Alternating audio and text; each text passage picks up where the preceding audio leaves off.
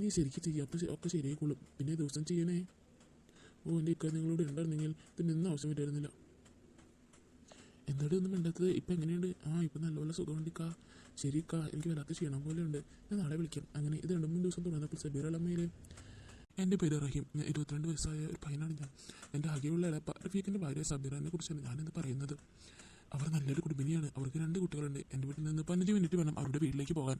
സബീർ അളമ്മിനെ കാണാൻ വെളുത്ത നിറമാണ്, നല്ല ഭംഗിയും. 25 വയസ്സ് പ്രായമുള്ള അവർ തറവാട്ടിൽ ഉപ്പയുടെ പ്രായമായ ഉമ്മയും കുട്ടികളും മാത്രമുള്ളൂ. എളപ്പക്ക് സൗദി അറേബ്യയിൽ ജിദ്ദയിൽ ഹോട്ടൽ ബിസിനസ്സാണ്. 2 കൊല്ലം കൂടുമ്പോൾ നാട്ടിൽ വരും. 2 മാസം നിൽക്കും, പോകും. +2 വരെ പഠിച്ച് ഞാൻ കുറച്ച് കുരുത്തക്കാട്ടുള്ള കൂട്ടുകാരുള്ള കൂട്ടത്തിലായിരുന്നു. 10ൽ പഠിക്കുമ്പോൾ തന്നെ പടം കാണലും വീട്ടുകാർ അറിയാതെ വലിയൊക്കെ ഉണ്ടായിരുന്നു. ഉപ്പ എളാപ്പനോട് വിസ എടുത്തുകൊണ്ട് പോകാൻ എനിക്ക് താല്പര്യമില്ലാത്തതുകൊണ്ട് ഇതിൽ നിന്ന് പിന്മാറും. അങ്ങനെ ഞാൻ തിരൂർ ഒരു ബേക്കറി കൂൾ ബാർ ഇട്ടു.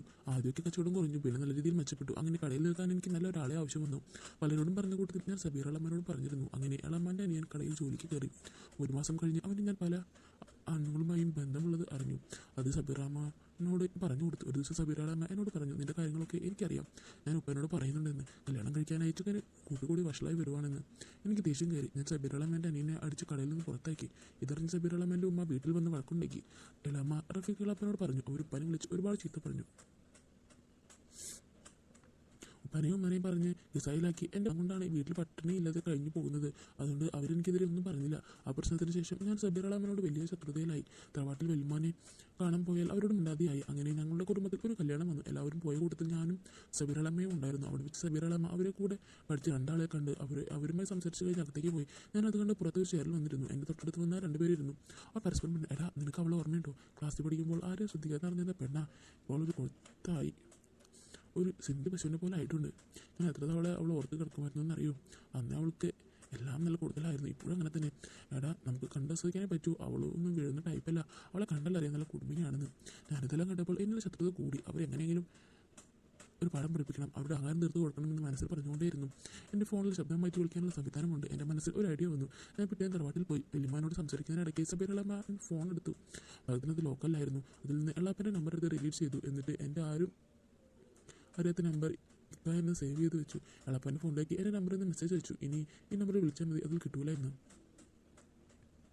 അങ്ങനെ ഞാൻ അവിടെ നിന്ന് ഇറങ്ങി. 10 മിനിറ്റ് കഴിഞ്ഞ് സബീർ അളമ്മയ്ക്ക് വിളിച്ചു. ഇവിടെ ഞാൻ റഫീഖ് അളപ്പയായി ആണ് സംസാരിക്കുന്നത്. ഫോൺ എടുത്തു.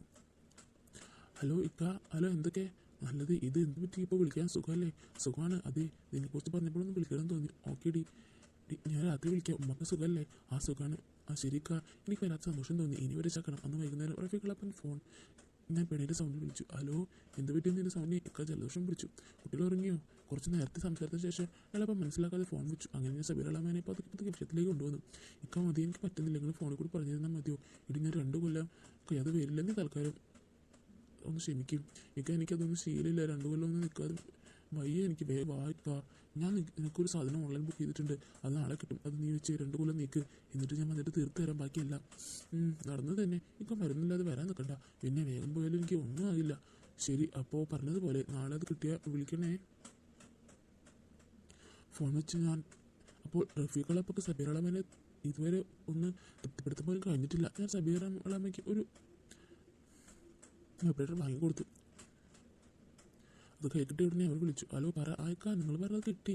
എങ്ങനെയുണ്ട്? ഇഷ്ടമായോ? ഇക്ക, ഇത് വലുതാ. എനിക്ക് വേദന വരുമോ? ഇല്ലടി, അതിൻ്റെ സൈഡിലുണ്ട് സൂചി, അത് ഓൺ ചെയ്താൽ മതി. ഇക്കക്ക് ഒരു നാണോ ഇല്ല ഈയിടെയായിട്ട്. ശരി, വെക്കട്ടെ. രാത്രി വിളിക്കാം. പണിയൊന്നും കഴിഞ്ഞിട്ടില്ല. ഓക്കെ. അന്നേരത്തെ സബീർ അളമ്മ കുട്ടികളെ ഉറക്കി. ഉമ്മക്ക് വേണ്ടത് കൊടുത്ത് റൂമിൽ കയറി. അതിലടച്ചു. അവളുടെ ഇക്ക അല്ലെന്ന് അറിയാതെ എന്നെ വിളിച്ചു. എന്തായി? എല്ലാം ഓക്കെ, ഞാൻ റൂമിലാണ്. എന്നാൽ എൻ്റെ മോള് ചെയ്തോ പതുക്കെ, അല്ലെങ്കിൽ വേദനിക്കൂട്ടോ. ശരി ഇക്ക. ഇത് കണ്ടിട്ട് എനിക്ക് പേടിയായിരുന്നു. എനിക്ക് വേദനിക്കാൻ തോന്നണേ. പിന്നെ കുറച്ച് നേരത്തേക്ക് അവളൊന്നും മിണ്ടിയില്ല. എന്താണ് ഇതൊന്നും മിണ്ടാത്തേ? അല്ല ഇക്ക, ഞാൻ ഓർക്കുകയായിരുന്നു. ശരി എടി, പതുക്കെ ഉമ്മ കേൾക്കൂട്ടോ. ഇക്ക ഇതുകൊണ്ടൊന്നും ശരിയാണെന്ന് തോന്നുന്നില്ല. നീ ശരിക്കും ചെയ്യുക, അപ്പം ഒക്കെ ശരിയായിക്കോളും. പിന്നെ ദിവസം ചെയ്യണേ. എൻ്റെ ഇക്ക നിങ്ങളോട് ഉണ്ടായിരുന്നെങ്കിൽ ഇതിനൊന്നും ആവശ്യം വരുന്നില്ല. എന്തായാലും ഒന്നും വേണ്ടാത്തത്. ഇപ്പം എങ്ങനെയുണ്ട്? ഇപ്പം നല്ലപോലെ സുഖമുണ്ടിക്കാ. ശരിക്കാ, എനിക്ക് വല്ലാത്ത ക്ഷീണം പോലെ ഉണ്ട്. ഞാൻ നാളെ വിളിക്കാം. അങ്ങനെ ഇത് 2-3 ദിവസം തുടർന്നപ്പോൾ സബീർ അളമ്മയിൽ എല്ലാ മാറ്റങ്ങളും കണ്ടു തുടങ്ങി. അവൾക്ക് ഒന്നിനും പറ്റാതെ എന്നെ വിളിക്കാതെയും ഈ സമയം റൂമിൽ കയറി അതുമേൽ തന്നെ കയറി അടിക്കാൻ തുടങ്ങി. ഞാനും അവരെ ഓരോന്ന് പറഞ്ഞ് വഴുതിപ്പിക്കാനായി തുടങ്ങി. അങ്ങനെ ഞാൻ തറവാട്ടിൽ പോയി വലിയമ്മനോട് സംസാരിക്കുന്ന സമയത്തും സബീറ മുമ്പിൽ കയറുന്ന എൻ്റെ ശ്രദ്ധയിൽപ്പെട്ടു. അവർ പുറത്തിറങ്ങിയപ്പോൾ ഞാൻ സബീറ അമ്മയോട് എന്താളമ്മ നിങ്ങൾ ഇനി എന്നോട് ദേഷ്യമാണോ? ശരിയാ, പല പെണ്ണുങ്ങളെ ബന്ധപ്പെട്ടിട്ടുണ്ട്. ഞാനൊരു അഭിവാദനല്ലേ, എനിക്കുണ്ടാവില്ല ആഗ്രഹങ്ങൾ. ഏയ് എടാ നീ അത് വിട്ടേക്ക്, എനിക്ക് നിന്നോട് ദേഷ്യമൊന്നുമില്ല. സോറി അമ്മ, നിങ്ങളെ നീനെ ഞാൻ അടിച്ച തെറ്റാ. നിങ്ങളൊരു പെണ്ണല്ലേ, നിങ്ങൾക്കും ഉണ്ടാവില്ല ആഗ്രഹങ്ങൾ. സാരില്ല, ഞാൻ ഉമ്മാനോട് പറഞ്ഞുകൊണ്ട് ഉമ്മാക്ക് നിന്നോട് ദേഷ്യമൊന്നും ഉണ്ടാവില്ല. എനിക്ക് നാളെ തന്നെ അവനോട് കടയിൽ വരാൻ പറയണം, എന്നാലേ എനിക്ക് മനസ്സിലാകൂ ദേഷ്യമില്ലെന്ന്. ഈ ചെറുക്കൻ്റെ കാര്യം ഞാൻ സബീറമ്മയോട് സംസാരിക്കുമ്പോൾ അപ്പോൾ അവരെന്നെ നല്ലപോലെ ശ്രദ്ധിക്കുന്നുണ്ടായിരുന്നു. എന്നോട് ചോദിച്ചു, നീ എന്താ കല്യാണം ഒന്നും കഴിക്കണ്ടേ, ഇങ്ങനെ നടന്നാൽ നിനക്ക് പെണ്ണ് കിട്ടോ? എനിക്ക് ആഗ്രഹമുണ്ട്, പക്ഷേ വയസ്സായിട്ടില്ല എന്ന ഒപ്പം ഉമ്മാനോട് പറയുന്നത്. പല പെണ്ണുങ്ങളെ ഇങ്ങനെയൊക്കെ ബന്ധങ്ങളൊക്കെ ഉണ്ടെങ്കിലും ഇവർക്കൊന്നും ഉമ്മയും പാപ്പയും ഇല്ലേ? സബീറമ്മ എൻ്റെ വഴിക്ക് വരുന്നുണ്ട് എന്ന് മനസ്സിലാക്കി മുമ്പ് പറഞ്ഞു. അതിനാരാ കല്യാണം കഴിക്കാത്ത പെണ്ണിൻ്റെ അടുത്ത് പോകുന്നത്? പിന്നെ നീ ഇത് എവിടെ പോകുന്ന ചെറുക്ക? ഭർത്താവ് നാട്ടിലില്ലാതെ സൈഡ് നിൽക്കുന്ന പലരും എന്നെ വിളിക്കും. ഞാൻ പിന്നെ അവരെ സമാധാനിപ്പിക്കും. എവിടെ ചെറുക്ക, ആരെങ്കിലും അറിഞ്ഞ പിന്നെ നിന്റെ തലയിലാവൂലേ? അതൊന്നും ആരും അറിയില്ല, അതിനുള്ള വഴികളൊക്കെ ഉണ്ടെന്നേ. പിന്നെ നീ വെറുതെ ചുമ്മാ. ഉണ്ട്, സത്യമായിട്ടും നിങ്ങൾക്ക് വേണമെങ്കിൽ ഇങ്ങനെ ചെയ്യാം. എളപ്പം പോയിട്ട് 2 കൊല്ലം കഴിഞ്ഞ് വരുന്നവരെ നിങ്ങൾക്ക് എങ്ങനെ പറ്റുന്നു? നീ പറഞ്ഞതൊക്കെ ശരിയാണ്, പക്ഷേ ഇതുപോലെ എങ്ങാനും ഞാൻ ചെയ്ത് പിടിച്ച പിന്നെ ജീവിച്ചിട്ട് കാര്യമില്ല. ഇതേ പെണ്ണുങ്ങളുടെ ഒരു പ്രശ്നം, അവർക്ക് ആഗ്രഹം ഉണ്ടാവും, എന്നിട്ട് അത് സഹിച്ച് ജീവിക്കും. പിന്നെ നീ പറയുന്നത് നമ്മുടെ ഭർത്താക്കന്മാരെ പറ്റിച്ച് നടക്കണമെന്നാണോ? എൻ്റെ സബീറളമ്മ, നിങ്ങൾ ഏത് ലോകത്താണ് ജീവിക്കുന്നത്? അവർ ഗൾഫിലൊന്നും ചെയ്യുന്നില്ല എന്നാണ്. അവരുടെ അവസരം കിട്ടിയാൽ അവരും ചെയ്യും. സബീറളമ്മയ്ക്ക് വല്ലാതെ ഇതുപോലെ ആയി തുടങ്ങി. ഞാൻ എന്താ സബീറളമ്മ എന്ന് പറഞ്ഞ് അവരുടെ ഷോർട്ടിൽ പിടിച്ചു. എതിർക്കുന്നില്ലെന്ന് മനസ്സിലാക്കി. ഞാൻ ചോദിച്ചു, എൻ്റെ സബീറളമ്മയ്ക്ക് ആഗ്രഹമുണ്ടോ? എന്തിനാണ് പഠിക്കുന്നത് പറയൂ. ഞാൻ സബീറൻ്റെ മുഖം കൈകൊണ്ട് പൊക്കി. എന്നിട്ട് പറഞ്ഞു, വേണ്ട അറിയും, ഇതൊക്കെ തെറ്റാണ്. എനിക്ക് അങ്ങനത്തെയൊന്നും വേണ്ട. എൻ്റെ ഈ തടിയല്ലേ, അത് അങ്ങനെ തന്നെ നിന്നോട്ടെ. അതെല്ലാം അതിനുള്ളിൽ നടക്കുന്നില്ല, ഞാൻ സഹിച്ചോളാം. സബീറളമ്മ, നിങ്ങൾ എന്തൊരു സുന്ദരിയ, നിങ്ങളുടെ സൗന്ദര്യം എന്തിനാണ് വെറുതെ കളയുന്നത്? ഇത് ഒന്ന് ഉരുട്ടിയെടുത്തു കഴിഞ്ഞാൽ എല്ലാം ശരിയാവും. അങ്ങനെ ഞാൻ അവരെ സെറ്റാക്കി എടുത്തു. പിറ്റേന്ന് ഞാൻ ഉമ്മനോട് സംസാരിച്ച് അനിയനെ എൻ്റെ കടയിലേക്ക് വിട്ടു. അതിനുശേഷം ഞങ്ങൾ തമ്മിൽ നല്ല ബന്ധമായി. അവർക്ക് എന്നെ ഒത്തിരി വിശ്വാസമായി, ഉമ്മക്കും അനിയനും എല്ലാവർക്കും. അങ്ങനെ അനിയനെ ഏൽപ്പിച്ച് ഞാൻ കടയിൽ നിന്ന് ഒക്കെ പുറകെ പോകാറുണ്ട്. ഇപ്പോൾ കൂടുതലും അവരുടെ അനിയനാണ് കട നോക്കുന്നത്. അങ്ങനെ മറ്റുള്ളവരെ സങ്കടം തീർക്കാൻ എനിക്ക് പോയല്ലേ പറ്റൂ. അങ്ങനെ സബീറളമ്മനെ ഞാൻ ഒരു ദിവസം പുറത്തേക്ക് കൊണ്ടുപോയി. എന്നിട്ട് ആ ജിമ്മെല്ലാം ഒന്ന് കാണിച്ചു കൊടുത്തു. അത് കണ്ടപ്പോഴേ തന്നെ അവരുടെ ബോധം പോയി, ഇത്രയധികം പെണ്ണുങ്ങളൊക്കെ ഇങ്ങോട്ട് വരുന്നുണ്ടെന്ന്. ഉണ്ടെന്ന് പറഞ്ഞപ്പോഴാണ് അവർക്ക് സമാധാനമായത്. അങ്ങനെ ഇളമനെ കൊണ്ട് ഞാൻ അവരുടെ ആ കൊഴുപ്പൊക്കെ ഒന്ന് കുറയ്ക്കാനായി തീരുമാനിച്ചു. അങ്ങനെ ഇളമനെ ഞാൻ തന്നെ ജിമ്മിൽ ചേർത്തി. ഞാൻ തന്നെയായിരുന്നു അവരുടെ ഇൻസ്ട്രക്ടർ. അങ്ങനെ അവരെ ഒരുവിധം ഞാൻ മെരുക്കിയെടുത്തു. ഇപ്പോൾ അവർക്ക് ഒരുപാട് കോൺഫിഡൻസാണ്, എന്തും ചെയ്യാനുള്ള താല്പര്യം അവർക്കുണ്ടായിരുന്നു. പിന്നെ ഞാൻ എന്നെ മറ്റൊരാവശ്യം കൂടി അവരോട് പറഞ്ഞു. എന്തായാലും പറ, അവരെന്നോട് പറഞ്ഞു. ഞാൻ പറഞ്ഞു, ഇളമയുടെ ഉമ്മയെ കൂടി ഇങ്ങോട്ട് എത്തിച്ചു കഴിഞ്ഞാൽ ഈ വയസ്സാം കാലത്ത് ഇതൊക്കെ വേണോടാ? അതിനെന്താ, വയസ്സായവർക്കുണ്ടാവില്ലേ ആഗ്രഹങ്ങൾ? അവർക്ക് വയസ്സായാലും അവരുടെ മനസ്സിൽ ഇപ്പോഴും ചെറുപ്പമായിരിക്കും. ഭർത്താവ് മരിച്ചിട്ട് കൊല്ലം കുറയായില്ലേ, ഇപ്പോഴും അങ്ങനെയൊക്കെ നടന്നാൽ മതി. എല്ലാ ആഗ്രഹങ്ങളും അവർക്ക് തീർക്കണ്ടേ? ഇവിടെ വന്നു കഴിഞ്ഞാൽ എല്ലാം ശരിയാവുന്ന ഇളമയ്ക്ക് മനസ്സിലായല്ലോ. ഉമ്മക്കും ഉമ്മയുടെ ആഗ്രഹങ്ങളെല്ലാം തീർക്കാൻ പറ്റും. അങ്ങനെ ഞാൻ സബീറമ്മയെ പറഞ്ഞ് മനസ്സിലാക്കി. പിറ്റേ ദിവസം ഉമ്മയെ കൊണ്ടാണ് അവർ വന്നത്. പിന്നെ ഉമ്മാക്കും ഞാൻ എല്ലാം പഠിപ്പിച്ചു കൊടുത്തു. അവരും നല്ലപോലെ ആഗ്രഹിച്ചിരിക്കുന്ന സമയം തന്നെയായിരുന്നു. ഇളയമ്മയേക്കാൾ കൂടുതൽ ഇളയമ്മയുടെ ഉമ്മയ്ക്കായിരുന്നു ആ ജിമ്മ് ഒത്തിരി ഇഷ്ടപ്പെട്ടത്. ഒപ്പം എൻ്റെ ഇൻസ്ട്രക്ഷനും കൂടി ആയപ്പോൾ ഉമ്മ പഴയ ഒരു വിരുദ്ധകാരിയിലേക്ക് തിരിച്ചു പോവുകയായിരുന്നു. ഒത്തിരി ഇഷ്ടപ്പെട്ടാണ് അവരതെല്ലാം ചെയ്തത്. മകളേക്കാൾ കൂടുതൽ അവരത് ആസ്വദിച്ചു എന്ന് എനിക്ക് മനസ്സിലായി. കാരണം അവരെക്കാൾ കൂടുതൽ എല്ലാം കഷ്ടപ്പെട്ടതും ഒന്നും കിട്ടാതിരുന്നതും അവരുടെ ഉമ്മ മാത്രമാണ്. വളരെ ചെറുപ്പത്തിൽ തന്നെ ഭർത്താവ് മരിച്ചു പോയപ്പോൾ മകളെ നോക്കാൻ വേണ്ടി അവർ ഒത്തിരി കഷ്ടപ്പെട്ടു. എല്ലാ ആഗ്രഹങ്ങളും അവർ മകൾക്ക് വേണ്ടി മാറ്റിവെച്ചു. ഇപ്പോൾ മകൾക്കും അതേ ഗതി തന്നെ, ഭർത്താവുണ്ടെങ്കിലും മകൾക്കും അതേ ഗതി തന്നെ. അതുകൊണ്ട് അമ്മയ്ക്കും മകൾക്കും ഒരുപോലെ സന്തോഷിക്കാനുള്ള കാരണം തന്നെ ഞാൻ ഉണ്ടാക്കി കൊടുത്തു. ഒരു തരത്തിൽ പറഞ്ഞാൽ അതെൻ്റെ പ്രതികാരമായിരുന്നെങ്കിലും അവർ പക്ഷേ അതൊന്നും മനസ്സിലാക്കാതെ അത് ശരിക്കും എൻജോയ് ചെയ്തു. അതിൽ നിന്നും വിട്ടുപോ കളയാൻ പറ്റാത്തത്രയും അവർ അതിനോട് അടിമപ്പെടുകയായിരുന്നു. അവരോടൊപ്പം ശരിക്കും അത് ഞാനും ആസ്വദിച്ചിരുന്നു.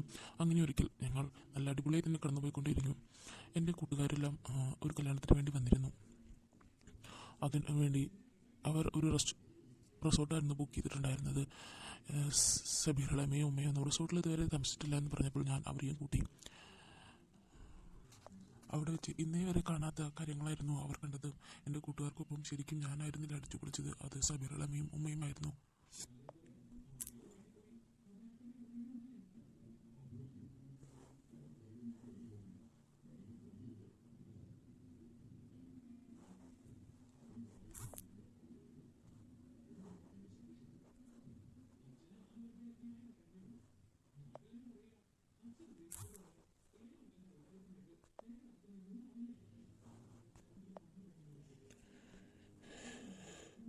ഞങ്ങൾ എങ്ങനെയാണ് അവിടെ എത്തിയതെന്ന് വെച്ചാൽ ഞാൻ ആലപ്പുഴയിലാണ് റിസോർട്ട് ബുക്ക് ചെയ്തത്. പിന്നെ രാവിലെ സബീറയുടെ മേനെ കൂട്ടി ഞാൻ ആലപ്പുഴ പോയി. അവിടെ ഒരു ബ്യൂട്ടി പാർലർ കയറി. ഞാൻ അവർക്ക് ഹെയർ സ്റ്റൈൽ ചെയ്ത് മേക്കപ്പ് ചെയ്തു. ഞങ്ങൾ വലിയ ടെക്സ്റ്റൈൽസ് കയറി ഒരു ന്യൂ ഡിസൈൻ ചുരിദാറും സാരിൻ ഗൗണും അങ്ങനെ കുറച്ച് ഡ്രസ്സുകളൊക്കെ എടുത്തു. സബീറയോട് ഞാൻ വാങ്ങി ചുരിദാറിടാൻ പറഞ്ഞു. ഒപ്പം ഉമ്മയോടും പറഞ്ഞു. എൻ്റെ ഫ്രണ്ട്സിനൊക്കെ പരിചയപ്പെടുത്തി തരാമെന്നും പറഞ്ഞു. കുറച്ച് കഴിഞ്ഞ് എൻ്റെ ഫ്രണ്ട് സണ്ണിലും നിസാർ വന്നു. റഹീം, ഞങ്ങൾ വൈകിയോ? വന്നിട്ട് ഒത്തിരി നേരമായോ?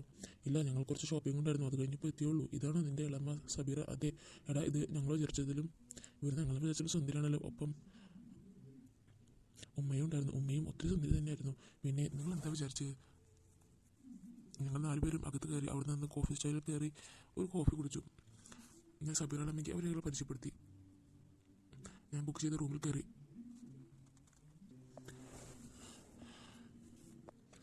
അവർ റഹീമിൻ്റെ കൂട്ടുകാരെ മാത്രമല്ല പാർട്ട്നേഴ്സുമായിരുന്നു. പുതിയൊരു ജിം തുടങ്ങുന്ന കാര്യത്തിനെ കുറിച്ചായിരുന്നു അവരുടെ മെയിൻ സംസാരം.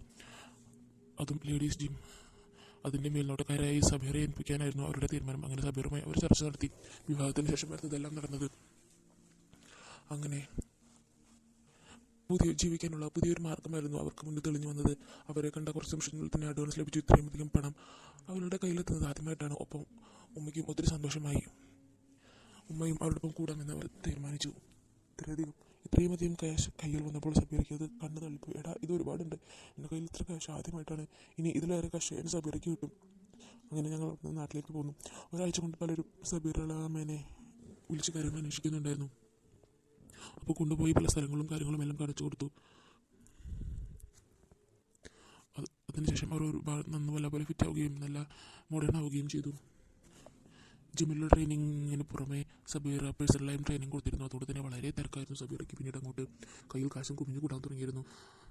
വലിയമ്മനെ നോക്കാൻ സമയം കിട്ടാതെ സബീറ ഉമ്മക്ക് വയ്യ എന്നും പറഞ്ഞ് വീട്ടിൽ നിന്ന് പോകും.